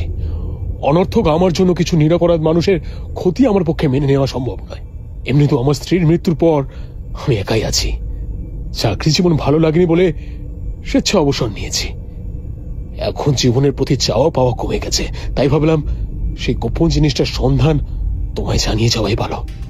সেটা কথাগুলো বলতে বলতে বিনায়ক একবার লোকটার মুখের দিকে জরিপ করে নিলেন।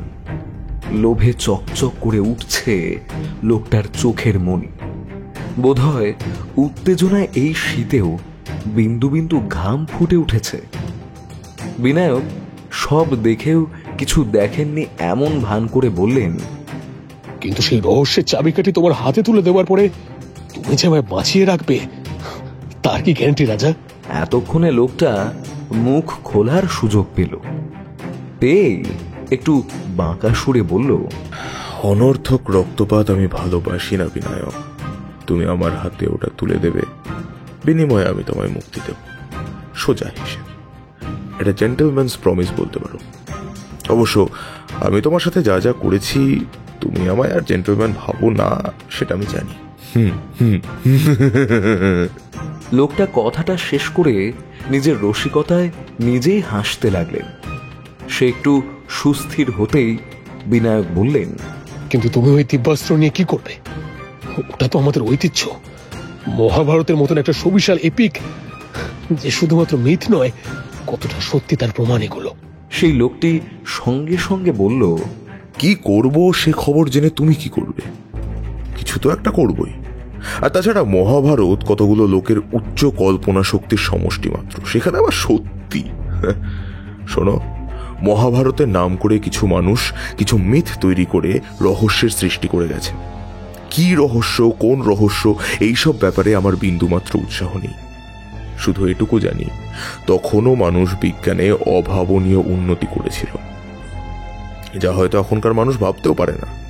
তবে ওই মিথের এসেন্স মাখা কোনো জিনিসের মূল্য বিদেশের বাজারে যে কত, তা তুমি বিশ্বাসও করতে পারবে না। ফালতু কিছু সেন্টিমেন্ট আঁকড়ে না বসে থাকলেই হলো। বিনায়ক বুঝতে পারলেন লোকটা জিনিসটা বিদেশের বাজারে চড়া দামে বিক্রি করার প্ল্যানে আছে। তিনি কিছু বলতে যাওয়ার আগেই সে নিজেকে একটু সামলে নিয়ে বলল, কিন্তু তুমি আমায় ওই চিঠিতে লিখেছিলে তোমার কিছু শর্ত রয়েছে, সেগুলো কি? বিনায়ক বললেন, শোনো রাজা, আমার কাছে যে বইগুলো রয়েছে সেগুলোতে দেওয়া তথ্য অনুযায়ী এই দিব্যাস্ত্রগুলো লুকানো রয়েছে দক্ষিণ ভারতের এক মন্দিরে, এক গোপন কক্ষে। আমি সেখানে সম্পূর্ণ একা যেতে চাই, যতটা তাড়াতাড়ি সম্ভব।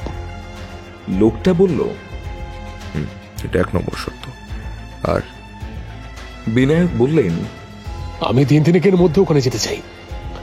তার আগে আমায় স্বাধীনভাবে ঘুরে বেড়াতে দিতে হবে।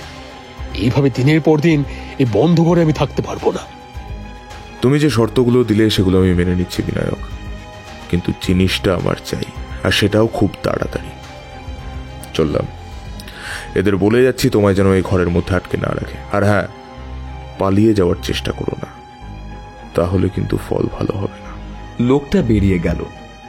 বাইরে গিয়ে একজনকে নিচু স্বরে ডেকে বলল, সিরাজ, ভেতরের লোকটাকে চোখে চোখে রাখবি। ও যেখানে যাবে দূর থেকে ফলো করবি, কিছুমাত্র এদিক ওদিক হলে নিজের ক্ষমতা দেখাবি। তবে ওকে এই মুহূর্তে প্রাণে মারা যাবে না। আমার কাজ হাসিল হয়ে গেলে ওকে মেরে মাটির তলে পুঁতে ফেলতে হবে। এখন গিয়ে ওই ঘরে দরজা খুলে দেয়। সিরাজ প্রভুভক্ত কুকুরের মতো মাথা নাড়ল। রক্ত তার বড় প্রিয়। সে জানে তার মালিক তাকে দিয়ে লোকটাকে খুন করবে, শুধু সময়ের অপেক্ষা। লোকটা ভারী বুটের শব্দ তুলে চলে গেল। সিরাজ এসে বিনায়কের ঘরের দরজা খুলে দিল। বিনায়ক মেঝের ওপর বসেছিলেন। ধীরে ধীরে উঠে দাঁড়ালেন। খোলা দরজা দিয়ে বাইরে তাকালেন। তিনি যা ভাবছেন সেটা কি সত্যি হবে? দেখা যাক কি হয়।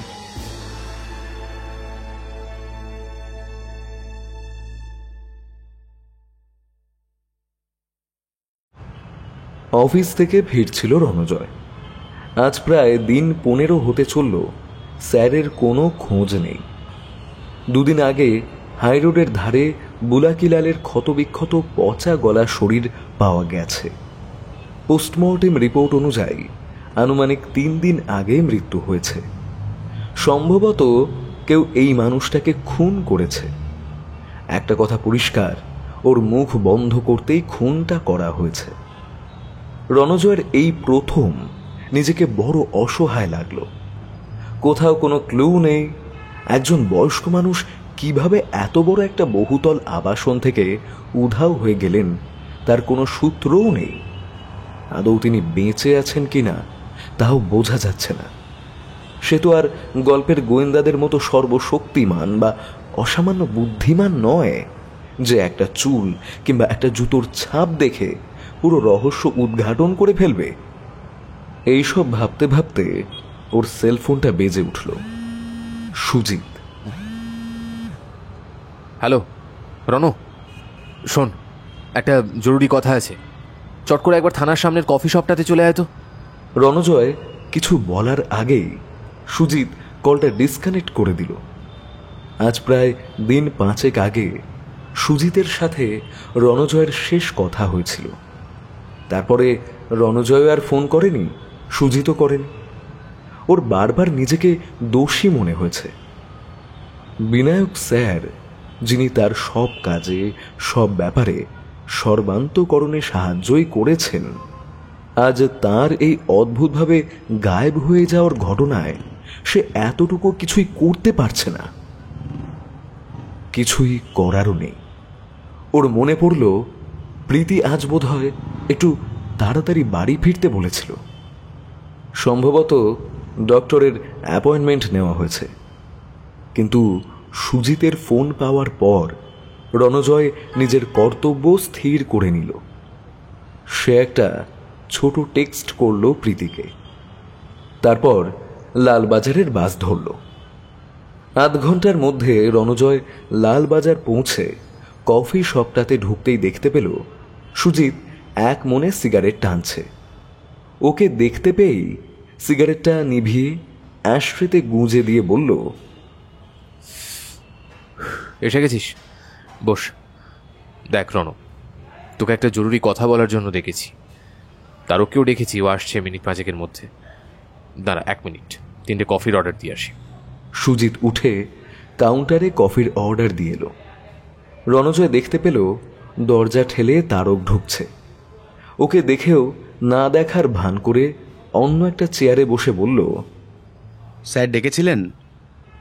হ্যাঁ তারক, এই বিনায়ক স্যারের মিসিং কেসটার ব্যাপারে কত দূর এগোলে? সত্যি কথা বলতে স্যার, এক পাও না। কোনো কোথাও সূত্র নেই, আর কোথাও কোনো মিসিং লিঙ্কও নেই, এক ওই বুলাকি লালের ব্যাপারটা ছাড়া।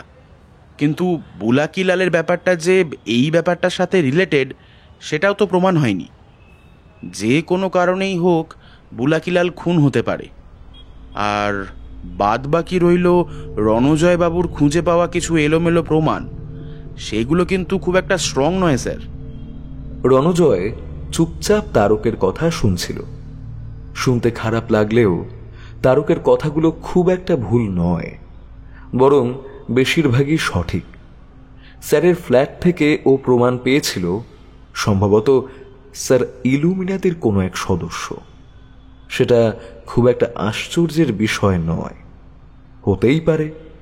যদিও এটা একটা ওয়েস্টার্ন কোনো এক সিক্রেট সোসাইটি, তাও হয়তো আস্তে আস্তে এই দেশেও সে তার ভাবধারা প্রচার করতে চাইছে। সেটা তো খুব একটা মাথা ঘামানোর বিষয় নয়।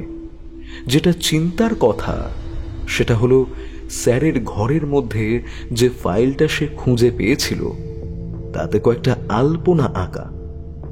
সেটা যে কি আদৌ কোনো সিক্রেট কোড নাকি নিছক আলপনা, সেটা এখনো উদ্ধার করা যায়নি।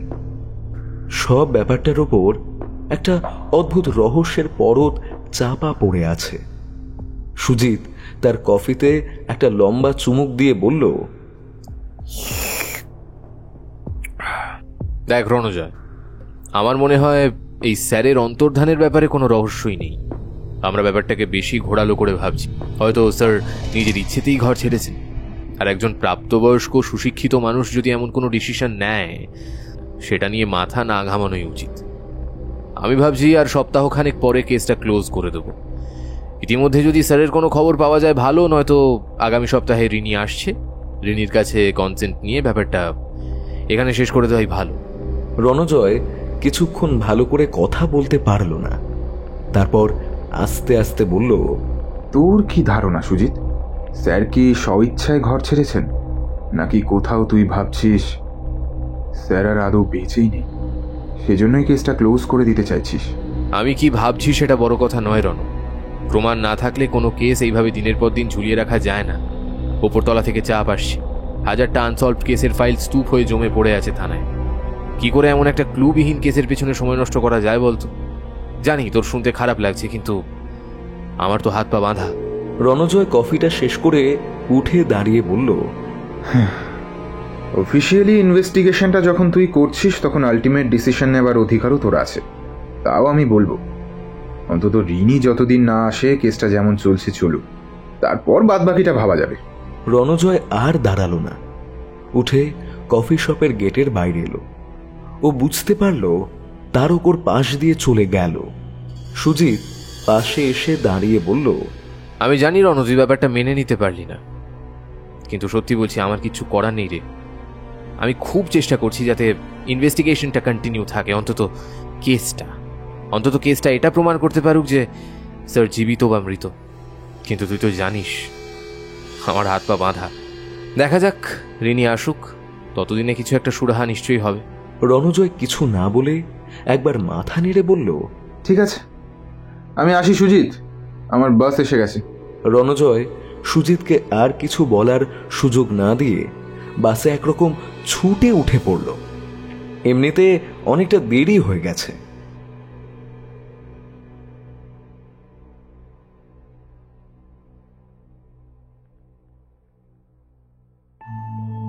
আজ দিন দুয়েক হলো বিনায়ক অনেকটা মুক্ত। রাজা কথা রেখেছে, তার সঙ্গে আর অন্তত বন্দীদের মতো ব্যবহার করছে না। তিনি অবশ্য বাড়ির বাইরে খুব একটা যাচ্ছেন এমন নয়, কিন্তু খুব একটা বাধা ধরার মধ্যেও নেই। আসলে এমন এক অদ্ভুত শর্ত রাজাকে দেওয়ার পেছনে একটা কারণ আছে। সেটা থাক, পরে বলা যাবে এই ব্যাপারটা। একটা খুব গুরুত্বপূর্ণ ব্যাপার তিনি বুঝতে পেরেছেন। মাঝে কয়েকবার তিনি তার ঘর থেকে বাইরে যখন বেরিয়েছিলেন তখন বুঝতে পেরেছিলেন তার ধারণাটা ঠিক। এটা একটা হিলি এরিয়া, তবে ভারতের অনেকগুলো জায়গায় পাহাড়ে ঘেরা। এটা ঠিক কোন জায়গা বোঝা যাচ্ছে না, তবে আবহাওয়া দেখে মনে হচ্ছে সম্ভবত উত্তর দিকের কোনো পার্বত্য অঞ্চল হতে পারে। মাঝে মাঝে একটা হিমহিম হাওয়া বয়ে যায়, সেই হাওয়া থেকেই ব্যাপারটা ঠাহর হয়। তিনি যে পরিকল্পনা করেছেন সেটা জীবনের ঝুঁকি নিয়ে হলেও করতে হবে। এটা একটা এবং একমাত্র সুযোগ। সাকসেসফুল হওয়ার চান্স একদম কম বললেই চলে, তাও মাঝে মাত্র আর একদিন। তারপরেই বিনায়ক দরজাটা আলতো হাতে ভেজিয়ে দিয়ে ঘরে ঢুকে আরাম করে বসলেন। কম্বলটা গায়ে ভালো করে জড়িয়ে নিয়ে একটা প্ল্যান করতে শুরু করলেন।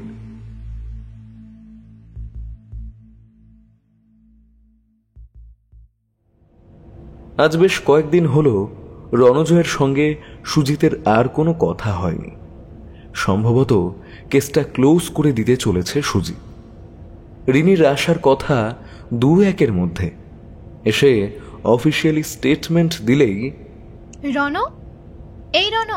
সায়নীর ডাকে রণজয়ের চমক ভাঙল। ও কিছু বলার আগেই সায়নী বলল, কে রে? কি ভাবছিস এত? তখন থেকে ডাকছি। শোন, তোকে বস ডাকছে, চল। রণজয় বলল, হ্যাঁ চল, আসছি। দিন 2 পর সেদিন খুব সকালে উঠে রণজয় এক্সারসাইজ করছে। এমন সময় ফোনটা রিং বেজে উঠল। সুজিত, এত সকালে সুজিত! ও ফোনটা রিসিভ করতেই সুজিতের গলা ভেসে এলো। হ্যালো রণ, ঘন্টাখানেকের মধ্যে একবার থানায় আয়, আর্জেন্ট। আজ বুধবার, ওর কার্ডিও করার দিন। সপ্তাহের এক দিন ও শরীরের একটা অংশের ব্যায়াম করে। আজ তেমনই একটা দিন, কিন্তু সুজিতের কথা শুনে মনে হচ্ছে ব্যাপারটা আর্জেন্ট। ও তাড়াতাড়ি রেডি হয়ে নিল। একবার সায়নীকে ফোন করা দরকার। মনে হচ্ছে অফিসে যেতে ওর দেরি হবেই। ও ফোন করে সায়নীকে সব ব্যাপারটা শর্টকাটে বুঝিয়ে বেরিয়ে পড়ল। থানায় যখন পৌঁছালো তখন প্রায় 9:30। গেটেই সুজিত দাঁড়িয়েছিল। ওকে দেখে বলল, রিনি এসেছে। রণজয় দেখতে পেল থানার ঠিক সামনের আম গাছের তলায় একটা বেঞ্চ পাতা রয়েছে, সেখানে বসে আছে রিনি। এমনিতে রিনির গায়ের রং মেম সাহেবদের মতো, তার উপর বাইরে থেকে থেকে একদম অন্য রকম হয়ে গেছে, একদম মেমদের মতো লাগছে। প্রথমে রিনি ওকে দেখতে পায়নি, তারপর চোখ পড়তেই উঠে দাঁড়িয়ে বলল, কেমন আছো রণদা? আমি কালই এলাম, আর আজ সকাল হতে না হতেই সুজিতদা আমায় ফোন করে থানায় আসতে বলল। রণজয় বুঝতে পারল শুধু সেই নয়, রিনিও 20 বাঁও জলে। রণজয় বলল, বল সুজিত, আমার অফিস আছে। সুজিত সামান্য গলাটা পরিষ্কার করে নিয়ে বলল, কাল হাই রোডের ধারে একটা বডি পাওয়া গেছে। পোস্টমর্টম রিপোর্টে জানা গেছে প্রায় 11 ঘন্টা আগে মৃত্যু, অর্থাৎ যেদিন স্যার উধাও হয়ে যান সেই দিন। এখন রিনিকে আইডেন্টিফাই করলেই। কথাটা অসমাপ্ত রেখেই তার দিকে ফিরে তাকালো সুজিত। রিনি কয়েক মুহূর্ত চুপ করে থাকার পর বলল, চলো সুজিতদা। বডি শনাক্ত করার সময় রিনি একটাও কথা বলল না।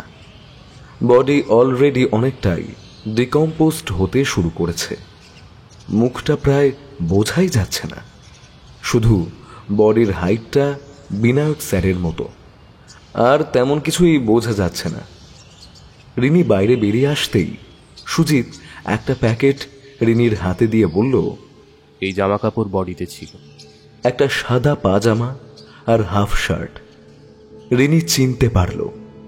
সে ঠোঁট কামড়ে নিচের দিকে মুখ করে বলল, এগুলো এগুলো বাবার। রণজয় রিনিকে বলল, বাট জামা কাপড়গুলো স্যারের হলেই এটা প্রমাণ হয় না যে স্যার। সুজিত, তুই কি বলতে চাইছিস যে স্যারকে খুন করা হয়েছে? দেখ রণ, ব্যাপারটা বলতে চাওয়ার মধ্যে আর সীমাবদ্ধ নেই, প্রমাণ হয়ে গেছে। সম্ভবত কেউ সেদিন স্যারকে খুন করে হাই রোডে ফেলে গেছে। রণজয় বলল, বাট সে কে? সেটা তো তদন্ত সাপেক্ষ নিশ্চয়ই। সুজিত বলল, নিশ্চয়ই, তারকের উপরে আছে কেসটা তদন্তের ভার। তাহলে আলটিমেটলি কেসটা ক্লোজ হচ্ছে না, তাই তো? আপাতত না। সব কাজ শেষ করে যখন ওরা থানা থেকে বের হলো তখন প্রায় 12:15 বাজে। রিনি বলল, রণদা, আমি বিশ্বাস করি বাবার কিচ্ছু হয়নি। এই বডিটা আর যার হোক আমার বাবার নয়। ব্যাপারটা কেমন যেন সাজানো বলে মনে হচ্ছে। অপরাধী যেন ক্যামোফ্লেজ করে আমাদের চোখে ধুলো দিতে চাইছে। রণজয় বলল, ঠিক এই কথাটাই আমি ভাবছি। তবে একটা কথা পরিষ্কার, স্যারের কিন্তু সত্যি বড় বিপদ। কারণ অপরাধী এখনো স্যারকে বাঁচিয়ে রাখলেও বেশি দিন বাঁচিয়ে রাখবে না, তাই ঠান্ডা মাথায় প্ল্যান করে ব্যাপারটা ঘটিয়েছে। রিনি মাথা নাড়ল। দেখো রণদা, আমি এর শেষ দেখেই ছাড়বো। আমি আশা ছাড়িনি, আর ছাড়বও না। আমার দৃঢ় বিশ্বাস বাবা বেঁচে আছেন। রণজয় কিছু না বলে একটা দীর্ঘশ্বাস ফেলল। রিনি ওকে আবার বলল, পরশু আমায় ফিরে যেতে হবে। বেশি দিনের ছুটিতে আসিনি। পাপান আর তাতানের স্কুল অনেকদিন মিস হয়ে গেল, আর আমারও হসপিটাল এতদিনের ছুটি অ্যালাউ করেছে, এটাই বড় কথা। যাক, তুমি তো অফিস যাচ্ছ, সুজিতদা বলল। তোমার অনেকটা দেরি হয়ে গেল বলো। রিনি চলে গেল। রণজয় বাসে করে সোজা অফিসে। সেদিন রিনি চলে যাচ্ছিল এমন সময় রণজয় এলো। রিনিকে ফোন করে ও জানতে পেরেছিল রাত 9:30 ফ্লাইট। সেই মতো অফিস ছুটির পরে রণজয় সোজা বিনায়ক স্যারের বাড়িতে এলো। ওকে দেখে রিনি বলল, রণদা, বাড়ির দরজা লক করে চাবিটা নিচের সোসাইটির ম্যানেজারের কাছে রেখে গেলাম। বাবা ফিরে এসে। কথাটা শেষ করতে পারল না রিনি। কান্না জড়ানো গলায় বলল, আচ্ছা রণদা, বাবা সত্যি ফিরে আসবে তো বলো? রণজয় একটু অবাক হলো।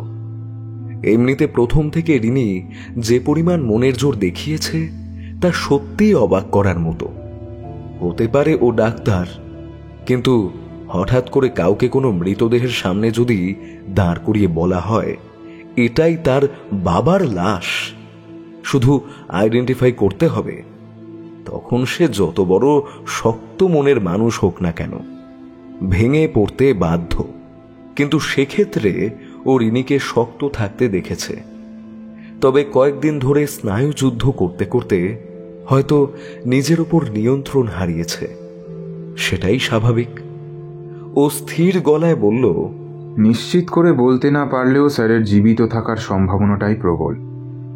তুমি চিন্তা করো না, স্যার ফিরে আসবেন। রিনি নিজেকে সামলে নিয়েছে ততক্ষণে। বাচ্চা দুটো ছুটে এসে মাকে জড়িয়ে ধরেছে। রিনি বলল, চলি রণদা, ফ্লাইটের সময় হয়ে এলো। রিনি চলে গেল। রণজয় একবার বিনায়ক স্যারের ফ্ল্যাটটা ওপর নিচে দেখে নিল। তারপর দ্রুত ফিরে চলল নিজের গন্তব্যের দিকে।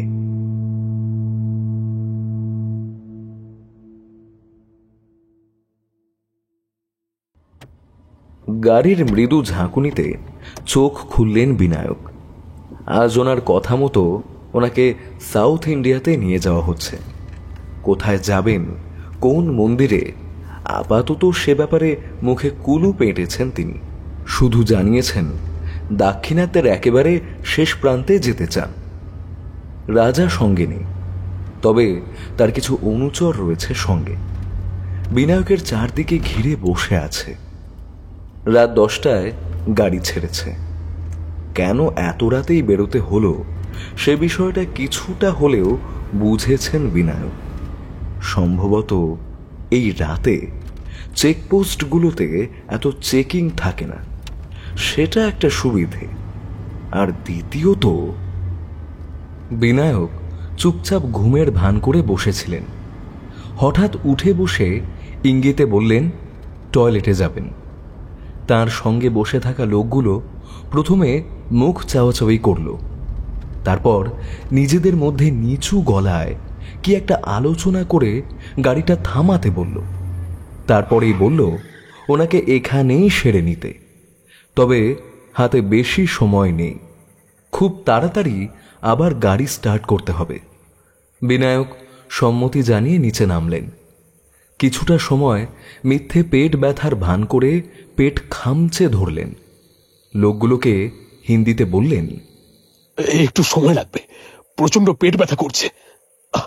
ওনার সঙ্গের লোকটা পকেট থেকে একটা কৌটো বের করে কিছুটা খৈনি হাতে টিপে ঠোঁটের মধ্যে ভরে দিয়ে বিরক্ত হয়ে সম্মতি দিল। বিনায়ক গাড়ি থেকে নামলেন। অন্ধকারেও বুঝতে পারলেন তিনি যেখানে থাকতেন এটা ঠিক তার উল্টো দিকের রাস্তা। এই দুদিনে আর যাই হোক, রাস্তাগুলো খুঁটিয়ে দেখে নিয়েছেন। তার ভাগ্য ভালো যে এটা একটাই পাহাড়ি রাস্তার দুটো দিকে ভাগ হয়ে গেছে। বাম হাতি গেলে একটা বড় রাস্তা গেছে, আর ডান দিকে রাস্তাটা ক্রমশ সরু হয়ে গিয়ে অন্য আরেকটা সরু রাস্তায় মিশেছে। গাড়িটা বাম হাতে যাচ্ছিল, তার মানে তিনি বুঝতে পারলেন রাস্তাটা পাহাড়ি ঢাল বরাবর কিছুটা এগিয়ে গিয়ে বড় রাস্তায় কোনো একটা গাড়ি বা লরি পেয়ে গেলেই এখান থেকে অন্তত বেরোতে পারবেন। তারপর তিনি গাড়ি থেকে নেমেই একদম রাস্তার গা ঘেঁষে চলতে লাগলেন। 15 মিনিট কেটে যাওয়ার পরেও বিনায়ক ফিরে এলেন না দেখে একজন গাড়ি থেকে লাফিয়ে নিচে যে খৈনি খাচ্ছিল তাকে নিচু গলায় কিছু বলল। সঙ্গে সঙ্গে কোমরে গোঁজা রিভলভার আর একটা সার্চ লাইট নিয়ে বিনায়ক যেদিকে গেছিলেন সেদিকে ছুটে গেল। টর্চ ফেলে দেখতে দেখতে রাস্তার কিনারা ধরে ছুটে যেতে যেতে দেখতে পেল অন্তত 50 মিটার দূরে দিয়ে বিনায়ক ছুটে চলেছেন। পাহাড়ি রাস্তা, তার উপর অন্ধকার। অনেক কষ্টে হাতড়ে হাতড়ে হাঁটতে হাঁটতে বারবার মুখ থুবড়ে পড়ে যাচ্ছেন। বিনায়ক একদম একটা খাদের একদম ধারে পৌঁছে গেছেন। এর একদম ধার দিয়ে সরু রাস্তা। সেদিকে লক্ষ্য করে একজন হিন্দিতে বলে উঠল, দাঁড়ান প্রফেসর সাহেব, ভালো কথা বলছি, ফিরে আসুন। বিনায়ক তবুও কোনো কথা না শুনে যেমন চলছিলেন তেমনই চলতে লাগলেন। বরং আগের থেকে অনেক দ্রুত। পেছন থেকে আরেকটা লোক কিছুটা গলার স্বর নিচু করে সেই লোকটাকে একটা গালাগাল দিয়ে বলল, এই দাঁড়িয়ে দেখছিস কি? গুলি চালা, এক্ষুনি চালা।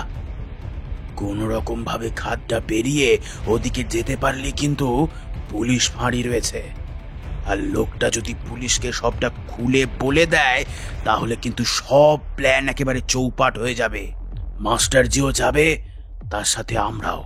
কিন্তু মাস্টারজি যে বলেছিলেন যতক্ষণ না মিশন সাকসেসফুল হয় ততক্ষণ এই প্রফেসরকে কোনো রকম ভাবে ক্ষতি করতে না। প্রথম লোকটার হাত থেকে রিভলভারটা কেড়ে নিয়ে ফোকাস করতে করতে দ্বিতীয় লোকটা বলল, আরে বাবা ধুর, তুই কি জন্য গুন্ডা হয়েছিস? হ্যাঁ, সব সময় মাস্টারজির কথা শুনলে চলবে? একেবারে প্রাণে মেরে দিতে তো বলছি না, শুধু পায়ে গুলি করতে বলছি। আপাতত খোঁড়া করে দিলেই হবে, না হলে কিন্তু। কথাটা শেষ হতে না হতেই দ্বিতীয় লোকটা গুলি ছুঁড়ল। সঙ্গে সঙ্গে প্রথম লোকটা বলল, হে ভগবান, তুই কি করলি? প্রথম লোকটা ছুটে যেতে যেতে বলল, তাড়াতাড়ি ছুটে আয়। ওরা ছুটে গিয়ে দেখল যেখানে বিনায়ক ছিলেন সেখানে কেউ নেই। টর্চের আলো যত দূর যায় সেখানে একটা বিরাট খাদ, আর তার ধার ঘেঁষে নদী বয়ে চলেছে। প্রথম লোকটা বলল, প্রফেসর স্যার। কথাটা পাহাড়ের গায়ে ধাক্কা খেয়ে আবার তার দিকেই ফিরে এলো। দ্বিতীয় লোকটাকে প্রায় চিৎকার করে বলল, এখন মাস্টারজিকে কি জবাব দেবো? হ্যাঁ, যা মনে হচ্ছে গুলি খেয়ে সম্ভবত খাদে পড়ে গেছে পুরো। সবসময় বলি মাথা ঠান্ডা করে কাজ করবি, যা করলি তার মাসুল কিন্তু আমাদের কড়াই গন্ডায় দিতে হবে। দ্বিতীয় লোকটা মাথা নিচু করে ধীরে ধীরে গাড়ির দিকে ফিরে চলল। এদিকে নিজের ফ্ল্যাটে বসে আয়েশ করে একটা ওয়াইনের গ্লাসে চুমুক দিতে দিতে ভবিষ্যতের স্বপ্নে মশগুল ছিলেন রাজা। বিনায়ক দুদিনের মধ্যেই ডেস্টিনিতে পৌঁছাবে, তারপর জিনিসটা ওখান থেকে তার হাতে এসে পৌঁছাবে। বিশ্বের বাজারে এই হিস্টোরিক্যাল ভ্যালু বোধ হয় কয়েক কোটি ডলার। কাস্টমার ঠিক করাই আছে।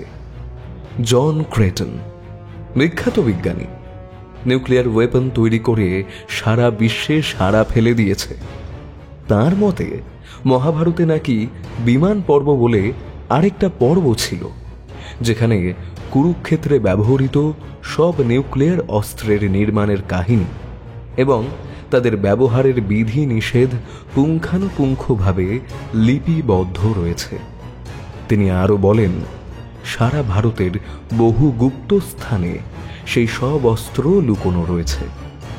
একটাও অস্ত্র যদি তিনি হাতে পান, ঠিক তেমন নিউক্লিয়ার অস্ত্র বানাবেন। তিনি বিশ্বাস করেন মহাভারত শুধুমাত্র একটা এপিক নয়, এক উন্নত সভ্যতার নিদর্শন বললে কম বলা হয়। রাজা বুঝতে পেরেছিলেন বিখ্যাত লেখক ক্রিস্টোফার সি ডয়েল মোটামুটি পুরো বিশ্ববাসীর মনে একটা সাড়া ফেলে দিয়েছেন।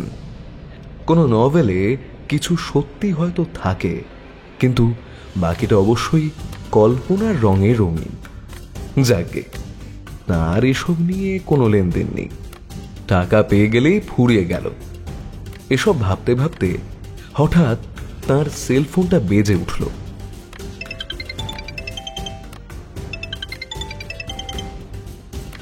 ফোনটা ধরতেই ও প্রান্ত থেকে কিছু একটা শুনে তিনি চিৎকার করে বললেন, কখন, কিভাবে? এত উপর থেকে পড়লে তো বাঁচার কোনো আশাই নেই। নিচে নদীর জলের এত কারেন্ট, তোদেরকে আমি কুকুরের মতো গুলি করে মারবো। প্রচন্ড উত্তেজনায় ফোনটা কেটে দিয়ে সেটাকে বিছানায় ছুঁড়ে দিয়ে হাঁপাতে লাগলেন তিনি। হাতের কাচের গ্লাসটা দেওয়ালে ছুঁড়ে মারলেন। ঝনঝন করে শব্দ করে সেটা ভেঙে গেল। নিষ্ফল আক্রোশে তিনি বললেন, সব সব শেষ হয়ে গেল। হাতের কাছে এসেও আমি কিছুই করতে পারলাম না। দু হাতে নিজের রক চেপে মেঝেতে বসে পড়লেন রাজা। ঘড়ির কাঁটায় টিক টিক শব্দ হচ্ছে। এই সময় তার ফ্ল্যাটের বাইরে কলিং বেল বেজে উঠল। বিরক্তি চেপে উঠে দাঁড়ালেন রাজা। দরজা খুলে কাকে যেন দেখতে পেয়ে বললেন, তুমি?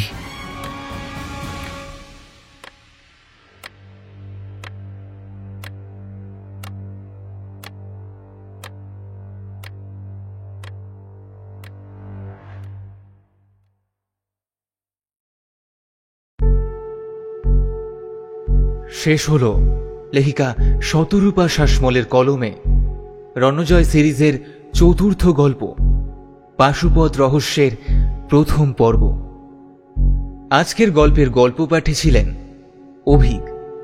গল্পে রণজয়ের চরিত্রে সৌম্যদীপ, প্রীতির চরিত্রে বর্ণিশা, সুজিতের চরিত্রে সায়ন্তন, বিনায়ক এবং মোহনের চরিত্রে কুমারজিৎ, তারক এবং গুন্ডার চরিত্রে রমাকান্ত, সাংবাদিক এবং চা দোকানদারের চরিত্রে আমি সৌভিক, সুবীরেশ এবং বই দোকানদারের চরিত্রে মৈনাক, চিরঞ্জীব এবং গুন্ডার চরিত্রে দিব্যেন্দু, রিনির চরিত্রে রূপাঞ্জনা, মাসিমার চরিত্রে পূজা, তিথির চরিত্রে মৌপিয়া, বিল্টুর চরিত্রে সৌরিশ, আত্মারামের চরিত্রে অভিক।